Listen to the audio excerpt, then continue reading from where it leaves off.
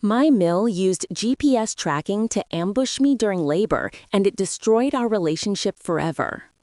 I'm writing this 18 months after my daughter was born, and I'm still furious. This is the story of how my in-laws violated every boundary I set around my birth experience, how my husband failed to protect me when I needed him most, and how one day of disrespect poisoned what could have been a loving extended family relationship. Buckle up, because this gets worse with every paragraph. I'm 32 and my husband Mark is 34. We'd been married for 3 years when I got pregnant with our first child.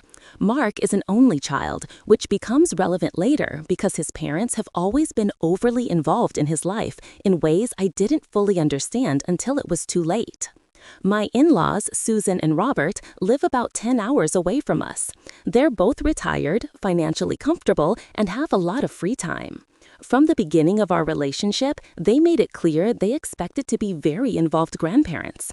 They talked constantly about how they couldn't wait for grandchildren, how they'd babysit all the time, how they'd spoil their future grandkids. I thought this was sweet at first. My own parents are more reserved and independent, so having enthusiastic grandparents seemed like it would be nice for our future children. What I didn't realize was that their enthusiasm came with expectations of access and control that would become a massive problem. Throughout my pregnancy, Susan called Mark almost daily. She wanted updates on every doctor's appointment, every symptom, every detail. She sent endless links to parenting articles and baby products. She had opinions about everything from what we should name the baby to what kind of birth I should have to whether I should breastfeed. I tried to be patient because I knew she was excited, but there were warning signs I should have paid more attention to. Like when she got upset that we didn't immediately share our ultrasound photos with her. Or when she cried because we told her she couldn't be in the delivery room. Or when she made comments about how she raised Mark just fine and would be happy to show me how to do things the right way. Mark would tell me to just ignore her, that she meant well, that she'd calm down once the baby was born. He was wrong about that last part. Around 7 months pregnant, I started thinking seriously about what I wanted from my birth experience and the immediate postpartum period.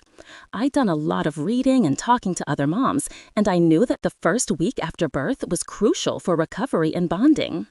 I told Mark that I wanted my parents to come help us after the birth because my mom had experience and I'd be comfortable being vulnerable around her.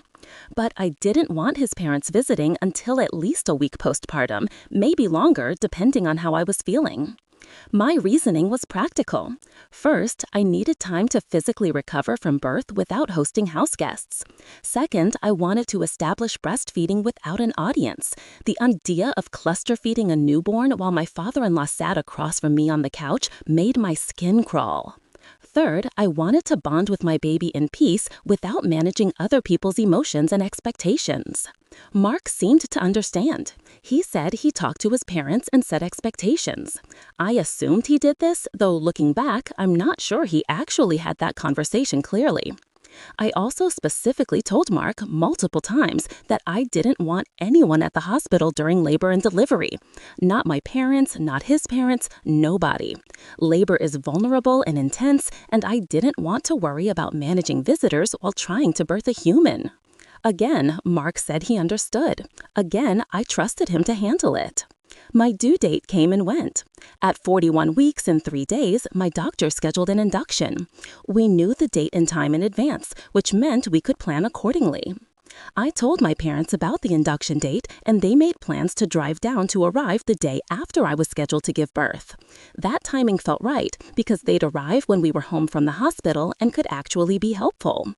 My husband told his parents that I was being induced, but that we'd let them know when the baby was born. At least that's what he told me, he said. Whether he actually communicated our boundaries clearly, I'll never know. The night before my scheduled induction, I started having contractions. By 1 a.m., they were getting intense and regular. Mark timed them and confirmed I was in active labor. We needed to get to the hospital. I immediately texted my mom to let her know we were heading to the hospital and that baby was coming earlier than expected. She's my mother, of course, I told her. I needed her to know what was happening, even though she couldn't be there yet.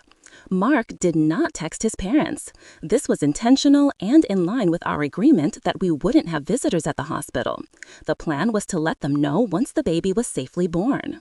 We drove to the hospital around 2 a.m. I was admitted to labor and delivery, and things progressed quickly. By 8 a.m., I was in serious active labor, managing contractions, completely focused on getting through each wave of pain. Around 9 a.m., Mark stepped out to use the bathroom and check his phone. He came back looking stressed and uncomfortable. He said his dad had called my mom that morning asking if there was any update. I was confused. How did Robert know to call my mom? How did he even know anything was happening? I was literally in the middle of a contraction, so I couldn't process it fully, but something felt wrong. Mark explained that his father could see his location on his phone, that Robert had noticed Mark was at the hospital and had put 2 and 2 together, that his parents were apparently staying with friends a few hours away, unbeknownst to us, so they could easily get to the hospital when I went into labor. I felt violated. Robert was tracking his adult son's location? They'd positioned themselves nearby without telling us? They were trying to insert themselves into the day I'd explicitly said I wanted private. But I was in active labor and couldn't deal with it. I told Mark to handle it and went back to focusing on contractions. What I didn't know until later was that Susan and Robert were actually at the hospital, not just nearby, but in the building. They'd driven straight to the hospital when they saw Mark's location and were trying to get into the labor and delivery unit to see me while I was giving birth. The L&D nurses, bless them, wouldn't let them in. They told Susan and Robert that only approved visitors were allowed, and I'd specifically listed only Mark. But they hung around in the waiting area anyway, hoping for updates, waiting for their chance to meet the baby. I gave birth around 3 p.m. after a long and difficult labor. My daughter, Emma, was finally here, and I was overwhelmed with love and exhaustion and relief. We had our golden hour, that precious first hour of skin-to-skin contact and bonding. Mark was crying, I was crying, Emma was perfect. During this sacred hour, while I was holding my newborn daughter for the first time, trying to get her to latch for her first feeding, Mark told me that his parents were at the hospital, that they'd been there for hours, that they were desperate to meet Emma. I was stunned. I couldn't believe they'd shown up after everything I'd said about wanting privacy. I couldn't believe Mark had known they were there and hadn't sent them away. I couldn't believe this was happening during what should have been the most special moment of my life. I told Mark to tell them to leave, that they could meet Emma later, but not today. Mark looked uncomfortable, but agreed to relay the message. Whether he actually told them to leave or just said we weren't ready for visitors yet, I don't know. Fortunately, by the time we were moved from L&D to the postpartum floor, visiting hours were over. Susan and Robert had to leave the hospital. But the damage was done. They'd crashed my birth experience, violated my boundaries, and shown me exactly how little my wishes mattered to them. That night, while I was trying to rest and recover and figure out breastfeeding with my hours-old baby, Susan started bombarding Mark with text messages. When could she see Emma? When were we being discharged? Could we send more photos? Why weren't we responding faster? Mark tried to put her off, saying we'd let them know when we were ready for visitors. But Susan wasn't satisfied with that answer. She wanted specifics, timelines, guarantees of access to her grandchild. The next day, less than 24 hours after I'd given birth, Robert texted Mark saying we should try to get discharged as soon as possible because they were bored waiting around and we'd be more comfortable at home anyway. This enraged me for multiple reasons. First, I was still in the hospital because I developed chorioamnionitis during labor, an infection of the amniotic fluid and membranes. It's dangerous and can lead to sepsis if not treated properly. Both Emma and I needed to be monitored for several days to make sure we weren't getting sicker. Second, even if I'd been perfectly healthy, the audacity of telling a woman who'd just given birth that she should leave the hospital early for their convenience was stunning. I wasn't comfortable. I was in pain, bleeding heavily, struggling with breastfeeding, recovering from infection. But Robert thought his boredom was more important than my medical care. Third, the implication that we'd be more comfortable at home where they could visit us was transparent and manipulative. They didn't care about my comfort, they cared about their access to Emma. Mark finally told them we weren't being discharged early and they needed to be patient, but he said it gently, apologetically, like he was the one being unreasonable by making them wait. He didn't tell them how inappropriate their behavior was. He didn't defend my boundaries. He just asked them nicely to back off a little. We ended up staying in the hospital for 4 days total while they monitored my infection and Emma's vitals. Those 4 days were supposed to be about recovery and bonding and learning how to be parents. Instead, they were filled with constant messages from Susan and Robert asking for updates, demanding to know when they could visit, sending unsolicited advice about every aspect of newborn care. Susan sent articles about how important it is for grandparents to bond with newborns in the first days of life. She sent photos of Mark as a baby, saying she couldn't wait to see if Emma looked like him. She sent lists of things she wanted to buy for Emma, asking for our address so she could start shipping items. It was relentless, and Mark wasn't shutting it down. He was responding to every message, sending them photos, giving them updates. He was managing their emotions and expectations while I was recovering from a difficult birth and an infection that could have killed me. When we were finally discharged, my parents had arrived and were staying at our house to help us. Susan and Robert immediately started asking when they could come over.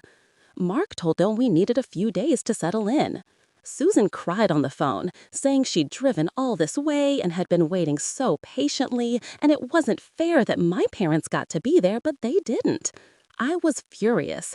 My parents were there to help with cooking, cleaning, laundry, and recovery support. They weren't there to hold the baby for hours while I served the meals and played hostess. There's a huge difference between helpful visitors and guests who need to be hosted, but Susan couldn't or wouldn't see that distinction. Mark caved to his mother's tears and agreed they could come visit in 3 days. 3 days postpartum, still bleeding heavily, still in pain, still figuring out breastfeeding, I was expected to host my in-laws who'd already shown me they didn't respect my boundaries. I told Mark I didn't want them there. He said it was too late. He'd already told them they could come. I said he needed to call them back and uninvite them. He said that would cause a huge fight and his mom would be devastated. I said I didn't care, that my recovery and mental health were more important than Susan's feelings. We had our first real postpartum fight. Mark accused me of being unreasonable and holding a grudge. I accused him of prioritizing his mother over his wife and daughter. We both said things we didn't mean. Emma cried through the whole argument, picking up on our stress. Eventually, I gave in because I was too exhausted to keep fighting. Susan and Robert could visit for a few hours the next day. But I wasn't happy about it, and I made that clear. The visit was a disaster. Susan and Robert arrived with bags of gifts and baby items we hadn't asked for and didn't need. They immediately wanted to hold Emma even though she was sleeping. When I said she was sleeping and to please wait, Susan started crying about how she'd waited so long to meet her granddaughter. Mark handed Emma to his mother without asking me. I watched Susan wake my sleeping newborn, disturbing her feeding schedule just so she could have her moment. Emma started crying. Susan tried to soothe her, but Emma just cried harder. I said I needed to feed her. Susan said she could give Emma a bottle. I said I was exclusively breastfeeding. Susan said a little formula wouldn't hurt. I took Emma from her arms and went to the nursery to feed her in private. While I was in the nursery, I could hear Robert asking Mark questions about my recovery in graphic detail, asking about tearing, bleeding, pain levels. It was invasive and inappropriate, and I was mortified that they were discussing my body and medical situation without me present. When I came back out, Susan criticized everything. The way I dressed Emma was too warm. The temperature in the house was too cold. The bassinet we chose wasn't safe enough. The nursing pillow I was using was the wrong kind. On and on. My mom, who'd been quiet until then, finally spoke up. She said that new parents need support, not criticism, and perhaps Susan should focus on helping rather than correcting. Susan got huffy and said she was just trying to share her experience since she'd raised a child successfully. The visit lasted 4 hours. 4 hours of Susan holding Emma, Robert making inappropriate comments, both of them criticizing our parenting choices and house setup. They didn't help with a single chore. They didn't bring us food. They sat on our couch holding our baby while my mom quietly did dishes and laundry in the background. When they finally left, I broke down crying. The visit had been everything I'd feared. I felt violated, disrespected, and exhausted, and I was angry at Mark for allowing it to happen. That night, Mark and I had another fight. I told him his parents had been completely inappropriate. He said I was being too sensitive and they were just excited. I said their excitement didn't give them the right to violate boundaries and make demands. He said I was being unfair because my parents were there, but his couldn't be. I tried to explain the difference between helpful support and demanding visitors, but Mark couldn't or wouldn't see it. In his mind, grandparents are grandparents and should all have equal access. He couldn't understand that my parents were there in a support role while his parents wanted to be entertained and given access to Emma without contributing anything helpful. We went to bed angry that night. Emma woke up every 2 hours to feed. I was exhausted, in pain, and felt completely unsupported by my husband. The next few weeks were a blur of sleepless nights, breastfeeding struggles, and constant boundary violations from Susan and Robert. They'd extended their stay in the area and kept asking to visit. Every few days they'd come over and the same dynamic would repeat. They'd want to hold Emma, criticize everything, offer unwanted advice, and leave without helping. Susan started showing up unannounced. She'd just appear at our doors saying she was in the neighborhood and wanted to see if Emma was awake. This happened multiple times when I was in my pajamas, unwashed, exhausted from being up all night. I felt ambushed in my own home. She'd also let herself in if the door was unlocked. I'd be in the nursery breastfeeding and suddenly hear voices in the living room. Susan would have let herself in rather than knocking and waiting to be invited inside.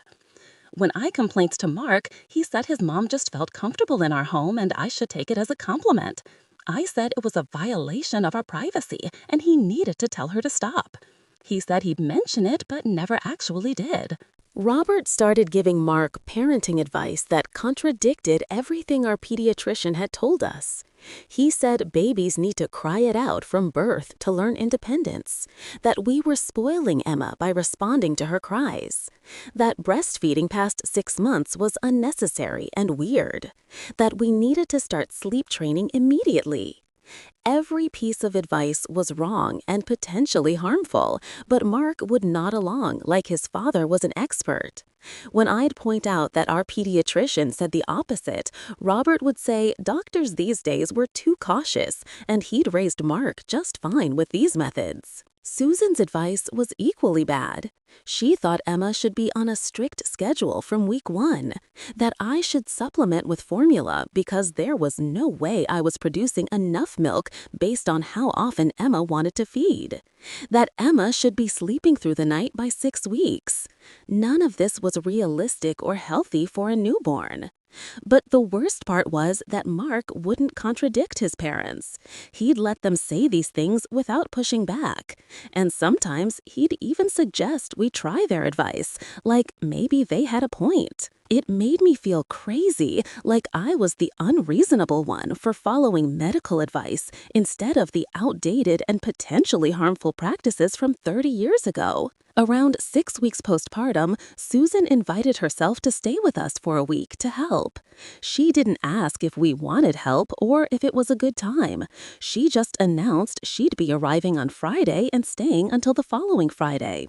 I told Mark absolutely not.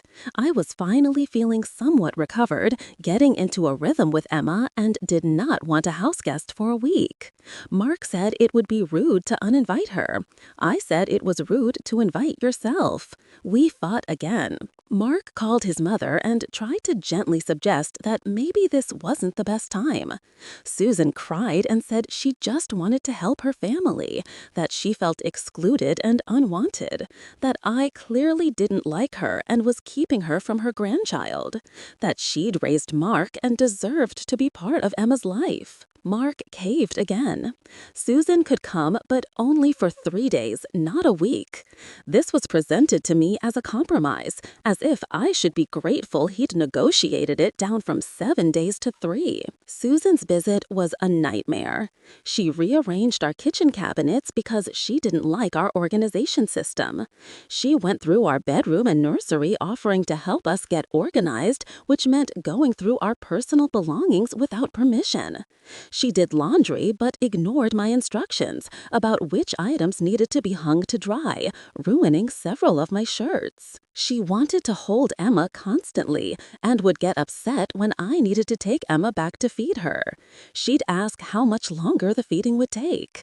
She'd suggest I just pump so she could give Emma a bottle and continue holding her.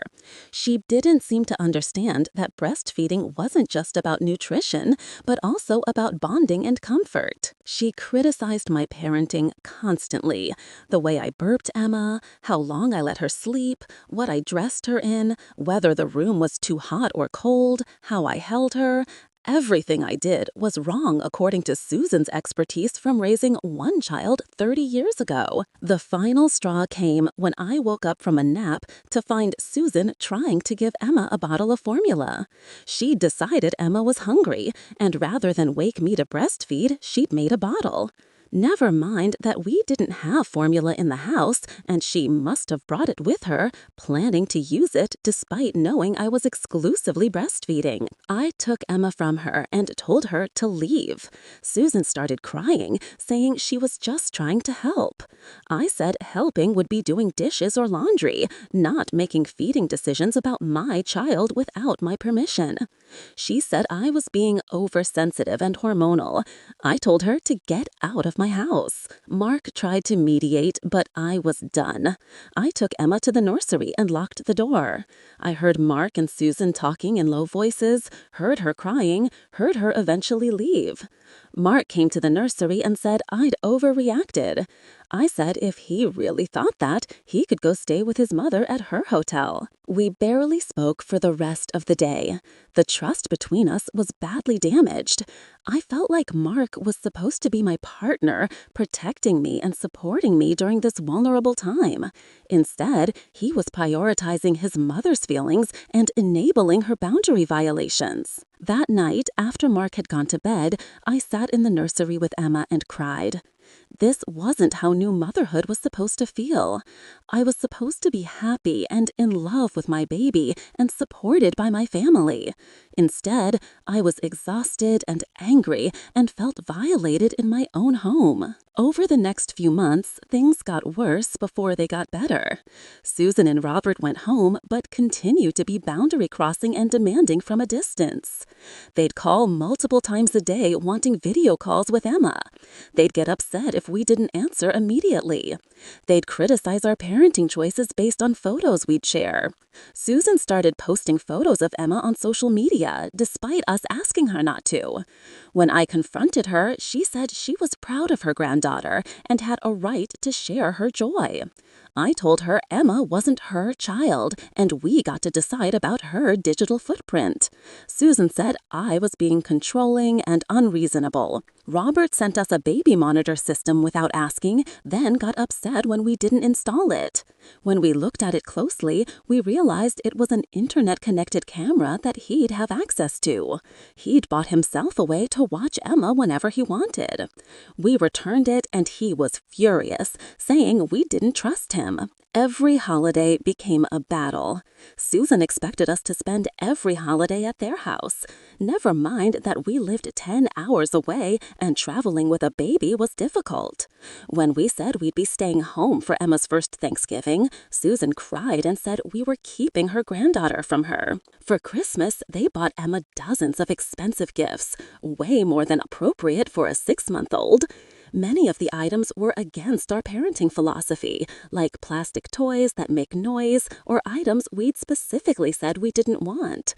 When I tried to return some items, Susan found out and was devastated that I was rejecting her gifts. Emma's first birthday was the final breaking point. We planned a small gathering at our house with my parents, a few close friends, and Emma. It was supposed to be low-key and focused on Emma's experience rather than a big production. Susan and Robert invited themselves and said they'd be staying for a week. They also invited Mark's aunt and uncle and cousins without asking us. Suddenly, our small gathering was a big family reunion that we were expected to host. I told Mark this wasn't okay. He needed to tell his parents they couldn't invite additional people to our party. Mark said it was too late, everyone had made plans. I said then everyone could stay at a hotel because we didn't have room to host that many people. Mark said his parents would be hurt if they couldn't stay with us. We had the biggest fight of our marriage. I told Mark I was done accommodating his parents at the expense of my own mental health and our family's boundaries. He said I was being selfish and holding grudges. I said he was being a mommy's boy who couldn't stand up to his parents. He said I was being cruel. I said he was being a coward. Mark ended up sleeping on the couch that night. In the morning, he called his parents and tried to gently suggest that maybe this wasn't the best time. Susan cried and accused me of turning her son against her. Robert said I was destroying the family. Mark held firm for once, and I was grateful, though resentful it had taken this long. The birthday party was tense. Susan and Robert showed up early and stayed late. Susan tried to take over everything, from decorating to serving cake to leading guests. She acted like she was the hostess and I was just another guest. My parents noticed and were uncomfortable on my behalf, but didn't want to cause a scene. When Emma got overwhelmed by all the people and stimulation and started crying, Susan said she just needed to be held by Grandma. I took Emma to the nursery to calm down, and Susan followed me, saying she could help. I told her Emma needed space and quiet, and she needed to leave us alone.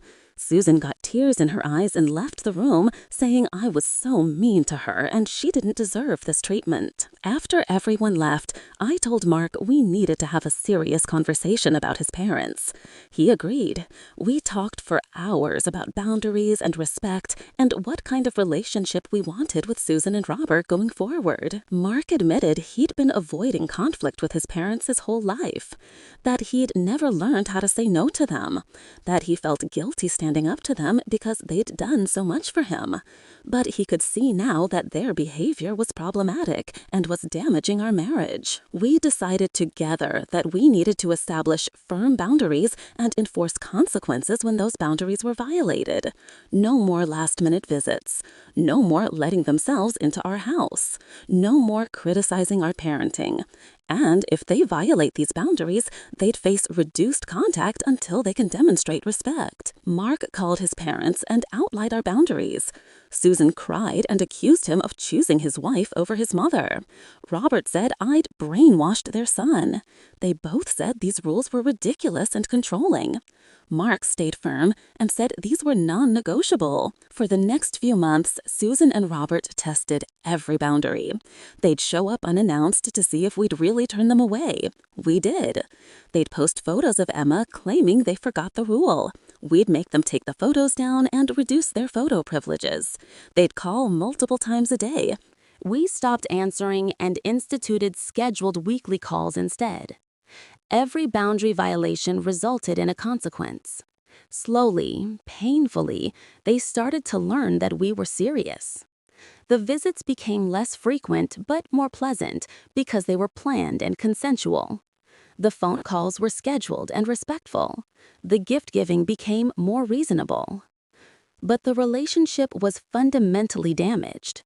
I couldn't forget how they'd violated my birth experience, how they'd tracked Mark's phone to crash my labor, how they'd shown up at the hospital against my explicit wishes, how they'd pressured me to be discharged early when I was sick, how they'd prioritized their wants over my needs during the most vulnerable time of my life. Every time I saw Susan and Robert, I felt angry. Every time I heard their voices, I tensed up. Every visit required me to brace myself for criticism or boundary testing. What could have been a loving grandparent relationship was poisoned by their behavior in those first few weeks and months. Mark and I started marriage counseling when Emma was about 14 months old. Our therapist helped us work through the resentment I felt toward Mark for not protecting me. She helped Mark understand why his conflict avoidance with his parents had been so harmful to our marriage. We made progress slowly. But the therapist also said something that stuck with me. She said that the postpartum period is a window of time when patterns get established. That how families behave in those first weeks and months sets the tone for years to come. That Susan and Robert had established themselves as people who don't respect boundaries, and changing that pattern would be extremely difficult. She was right. It's been 18 months since Emma was born, and things are better than they were, but they're not good. Susan and Robert follow the boundaries now because they know we'll enforce consequences, not because they understand or agree with them. They still think I'm controlling and difficult. They still think Mark has been manipulated by his wife. And I'm still angry. I know I should let it go, should forgive, should move on for Emma's sake. But I can't forget. Every time I think about my birth experience, I think about them tracking Mark's phone. Every time I look at photos from Emma's first days, I remember them pressuring us when I was sick. Every time they visit, I remember them violating boundary after boundary while Mark made excuses for them. The relationship I have with my in-laws now is cordial but cold. We see them a few times a year on our terms. They video call with Emma once a week on a schedule. They've learned to ask before visiting and to respect our answer. But there's no warmth or genuine affection. They're Emma's grandparents in name, but not in the close, loving way I'd hoped for. And honestly, I'm okay with that. I tried to include them. I tried to be flexible and accommodating. They showed me clearly that they weren't interested in respecting me or my boundaries. So now they get the grandmother relationship they've earned, not the one they want. Mark has come a long way in learning to set boundaries with his parents. He stands up to them now in ways he never did before. But there's still tension between us about it. He thinks I hold grudges too long. I think he doesn't fully grasp how violated and unsupported I felt. We're working on it in therapy. Our marriage is stronger than it was, but it's also scarred. The postpartum period was supposed to bring us closer together. Instead, it revealed cracks in our foundation that we're still repairing. As I write this, Emma is 18 months old, and I'm pregnant with our second child. I'm terrified of going through this again. Terrified that Susan and Robert will try to boundary crash this birth too. Terrified that Mark will fall back into old patterns when his parents apply pressure. But we've already talked about it. We've established boundaries for this birth that are even firmer than last time. Susan and Robert will not be told when I go into labor. They will not be told when the baby is born until we're ready to share. They will not visit the hospital or our home until we explicitly invite them. And if they violate these boundaries, they won't meet baby number 2 for months. Mark has agreed to all of this without hesitation. He sees now how important it is. He understands that his first job is protecting his wife and children, not managing his mother's emotions. I want to trust that it will be different this time, but I've learned that trust has to be earned, not given freely. And Susan and Robert have a long way to go before they earn back what they destroyed during Emma's birth.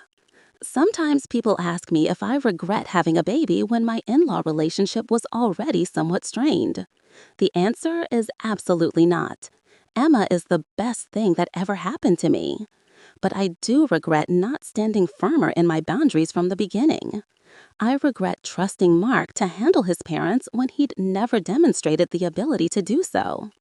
I regret being so concerned with keeping the peace that I sacrificed my own well-being. If I could go back, I would have been clearer and firmer from the start. I would have put boundaries in writing. I would have had Mark explicitly communicate them to his parents in my presence so I knew what was said. I would have enforced consequences immediately the first time they were violated. But I can't go back. I can only move forward with the relationship as it exists now, damaged but functional. and I can protect myself and my children better this time around. The story of Emma's birth and those first months will always hurt. It's a wound that's healed but left a scar. Every time I see Susan and Robert, I remember. Every time behind Emma, I think about how they fought for access to her before respecting my recovery. Every time they ask to visit, I remember them showing up at the hospital uninvited. They robbed me of the joyful, peaceful postpartum experience I should have had. They made one of the most vulnerable times of my life about their wants and feelings. And they showed me that to them, I'm not a person deserving of respect and consideration. I'm just the woman who married their son and gave birth to their grandchild, an obstacle between them and what they want. That's a hard thing to forgive.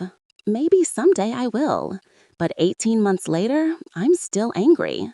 And I think I have every right to be. So that's my story.